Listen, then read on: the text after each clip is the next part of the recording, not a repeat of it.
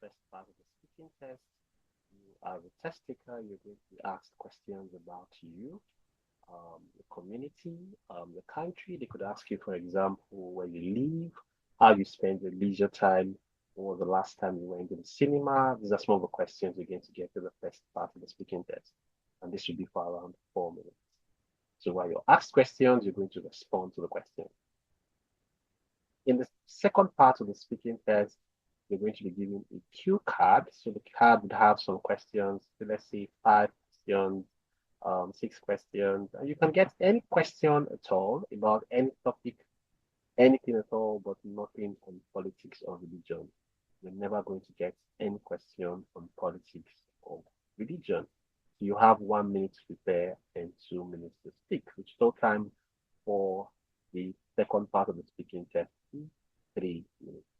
You're going to spend 3 minutes in this part of the test. The third part, you are going to be asked some questions related to what you spoke about in the part two. So let's see, one of the questions you asked in the part two is to describe your best friend. In the part three, you're going to be asked probably what is your opinion about friendship, or what do you think, what do people think about friendship? So this part of the test is going to be for around 4 minutes. So total time you spend for the speaking test is 11 minutes. But this is not going to be the focus of this session.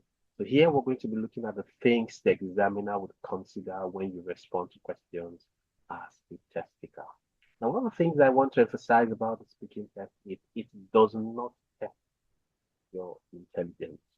The examiner is basically interested in how you use the English language, how you express yourself in the English language. Also, it is not a sincerity test.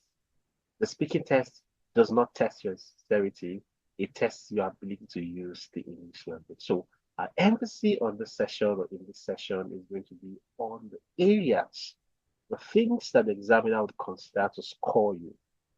Now, we know that the IELTS speaking test and all the different modules, you're going to be scored from band 0 to band 9. So one of the first things the examiner would consider when you respond to questions in the speaking test is your pronunciation. How do you pronounce words? How do you pronounce words? Now, there's always the question about the dialect of the English language that is appropriate when responding to questions in the IELTS speaking test. Now, one thing I'm going to emphasize is both the British, the American, the Canadian, or the Australian dialect of the English language, is appropriate. One thing is you have to be consistent when you speak. One thing is you have to be consistent when you speak. And in most situations, I would usually recommend that test takers try to respond to questions using the British dialects. So in terms of the British dialect, we're talking about pronunciation, we're making a reference to what? The standard British English and what is referred to as the received pronunciation. What is referred to as the received pronunciation. So one thing the examiner would consider is how you pronounce words. How you pronounce words when you speak. This is very important. And so just to make some reference to this area, now for us to be well grounded in relation to pronunciation, we have to work on our use of vowels and consonants. We have to work on our use of vowels and consonants.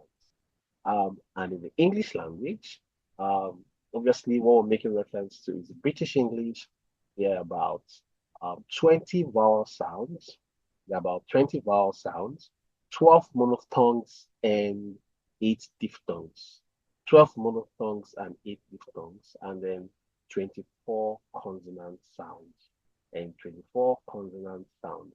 We're going to start from the vowel sound, just to make a little reference to some of these vowel sounds and what the examiner would consider when you respond to questions. We might not dive deep into this, but just a fair reference to how you are going to be assessed in the speaking test. Now, as a former IELTS examiner, one of the things I know that we consider in the course of the test is how you pronounce words. So for example, pronounce the words bucket as bucket instead of bucket. Most persons will say bucket, pronouncing the air sound, word number three. The correct thing to say, or the correct pronunciation to use, or the correct pronunciation for the word is bucket. And you have words like wanted, not wanted. You have words like college, not college. You have words like basket, not basket. So most persons will pronounce the word as what? Basket instead of basket. And so these are some of the things that we have to consider when we respond to questions. So one thing we're going to work on in the course of our session is your pronunciation, how you pronounce words. So one of the things I'm going to try to identify when I have conversations with you is how you pronounce words that you often when you respond to questions. We're going to consider the pronunciation in relation to words that you often use when you speak. So we'll look at these different sounds and how we can pronounce or how we should pronounce them. And we're also going to consider the words that fall within these sounds, the words that fall within this sound. And just to make an emphasis, one of the things I know for sure is, especially with second language users, persons who do not, who the English language is not their mother tongue. One of the things I've found is that they have difficulty, especially in the pronunciation of word number 11, the air sound, long air sound, found the words like bird, found the words like work, not walk, found the words like hurt, turn, girl, nurse, us, journey, not journey. Also, another sound that test takers or persons often struggle with is the schwa sound, word number 12. The schwa sound, word number 12, pronounced as, so you have UH, you have the UH alphabet pronounced as if you're saying A. So you have something like eh, uh, uh, uh. So you find this in words like this is not about, it is not about, rather, it is about. It is not police, it is police. It's not local, it's local. So these are some of the things we'll have to consider in the course of responding to questions in the speaking test. So how do you pronounce words?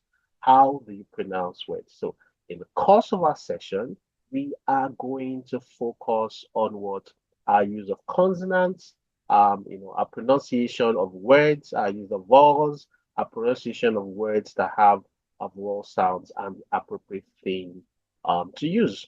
So we're going to consider this in the course of our session. So this is one very important area that test takers are going to be assessed in. Another thing that the examiner would consider is what is referred to as fluency and coherence. Fluency and coherence. And so what is fluency and coherence basically about?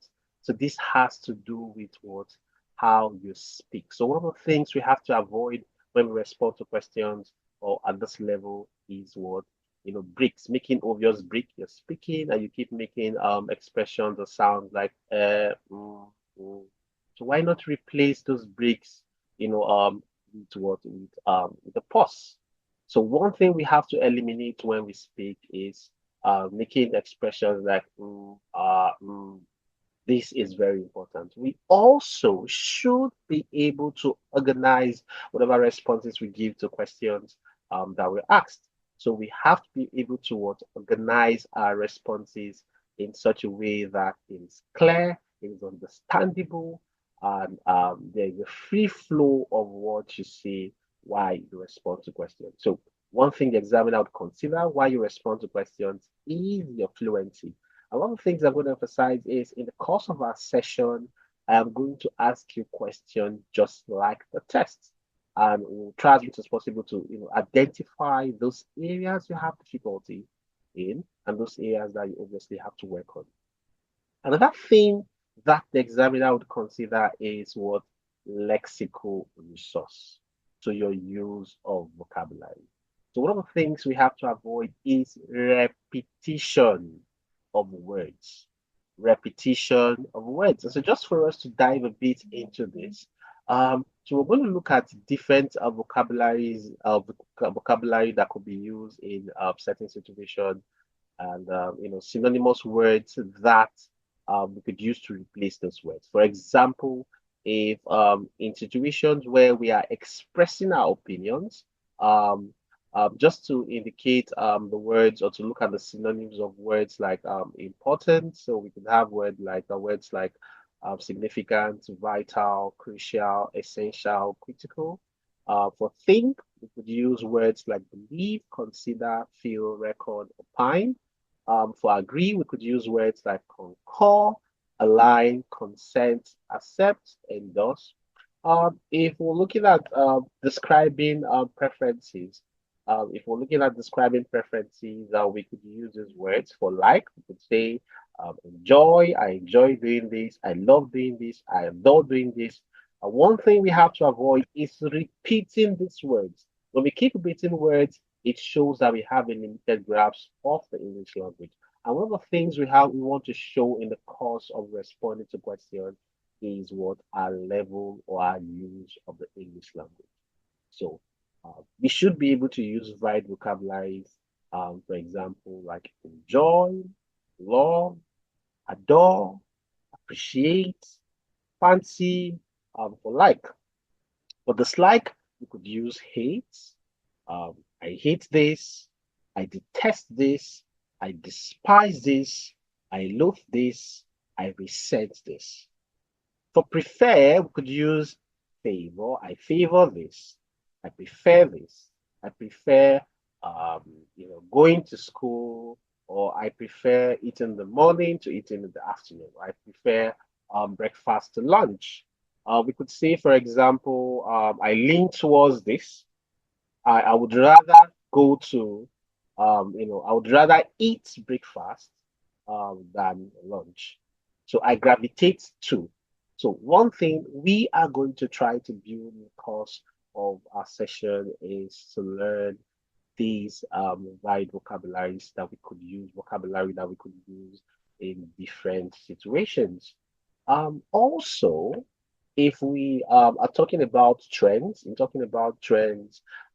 could use words like popular, trendy, widespread, well liked, big, fashionable. So one thing we are going to learn is applying these words or these vocabularies in expressions that we get to use or when we speak.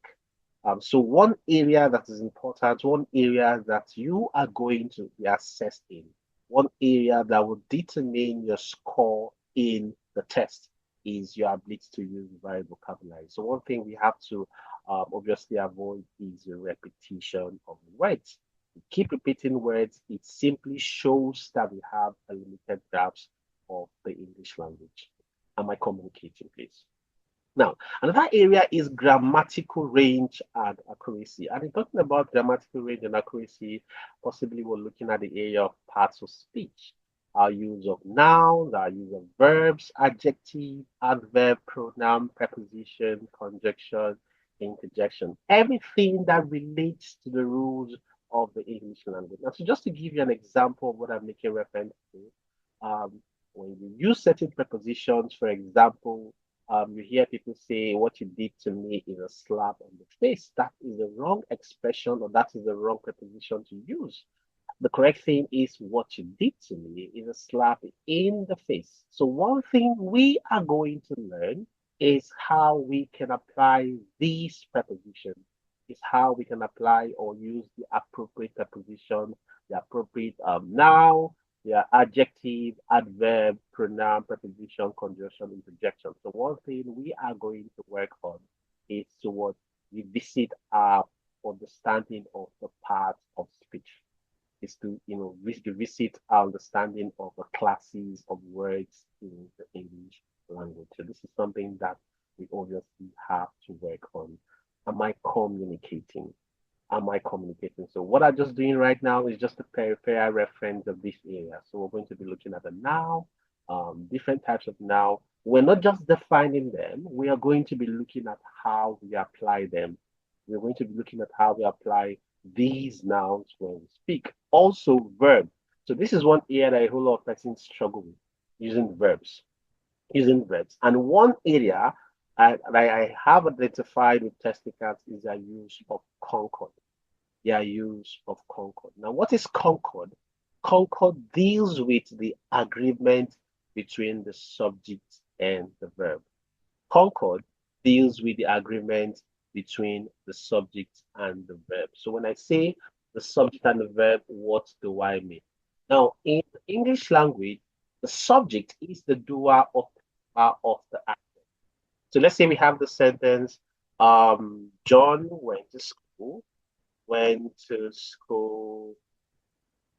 today. So what is the subject in this sentence? The subject is John. So John is the doer or performer of the action. And what is the verb here? The verb here is went. So one thing that we must consider as second language users of our second language users of the English language, we must ensure that when we speak, when we respond to questions in the IELTS speaking test, that our subject agrees with our verb. And one of the central rule of Concord states that a singular subject goes with a singular verb, a plural subject goes with a plural verb.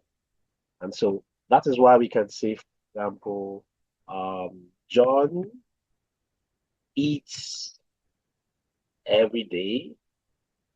So this sentence, John is one person, a singular subject, and the verb is eats. So when a lexical verb, what is a lexical verb? It is a verb that we can see the action in the sentence. So when a lexical verb has S, it shows singularity. It is a singular lexical verb.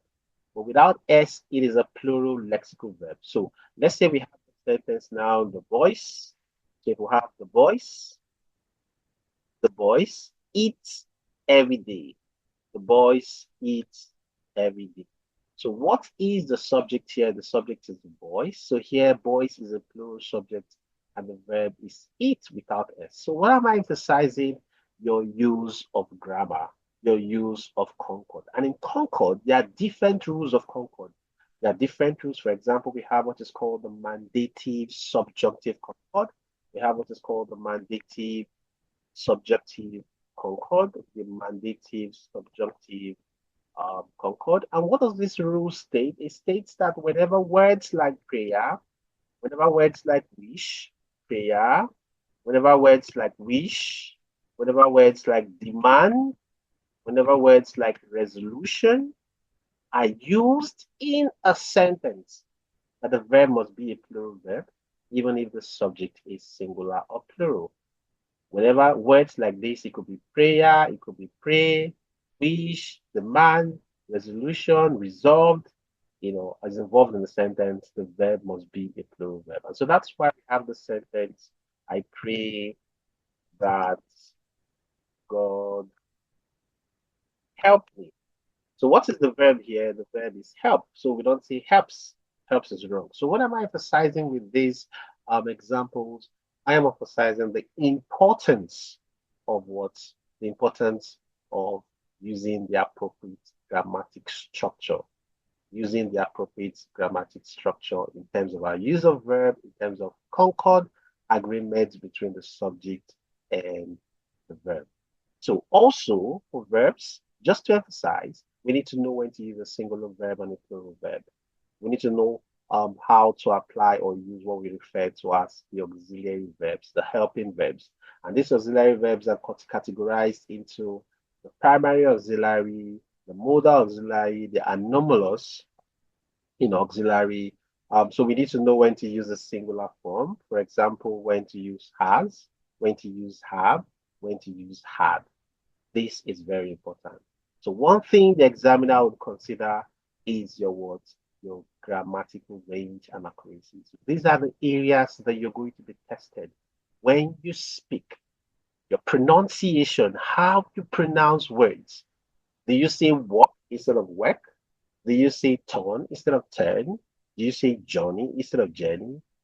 Your pronunciation. Now, I want you to understand that the examiner is not interested in if you have an accent or not. Because when a French person speaks, they use a French accent. When a Spanish speak, they use a Spanish accent. The most important thing is that you are able to pronounce words appropriately. So your pronunciation, your ability to pronounce words appropriately. So this is one of the things we're going to work in the course of our sessions.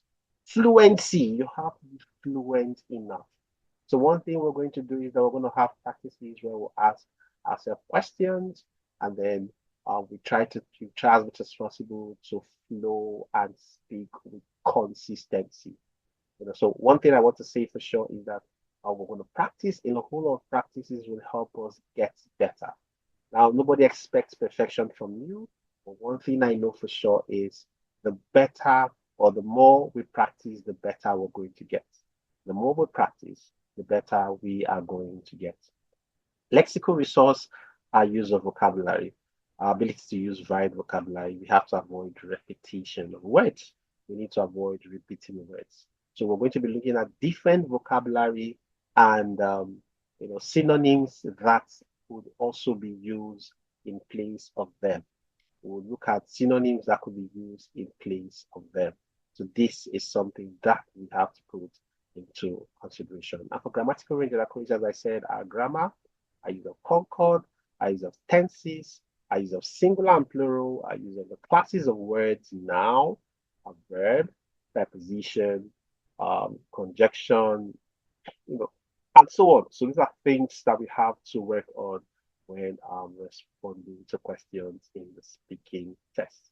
So while you're speaking, the examiner is concerned in, it's just simply focused on this area. So these are the areas that will determine, if you're going to score a band 6, a band 7, a band 8 in the speaking test. The pronunciation, the fluency in current, the lexical resource, your grammatical range and accuracy. So as long as we're able to work on these areas, as long as we're able to practice on these areas, we are going to definitely get better at responding to questions in the IELTS speaking test. So I think that is it for now. Subsequently, we are going to focus on these individual areas. We're going to start with the pronunciation and basically look at the different sounds in the English language and how to pronounce them. We're going to look at examples and then also consider those words that we often use when we speak and how we can be able to pronounce words appropriately. So I think that is it for now. Thank you and do have a wonderful day.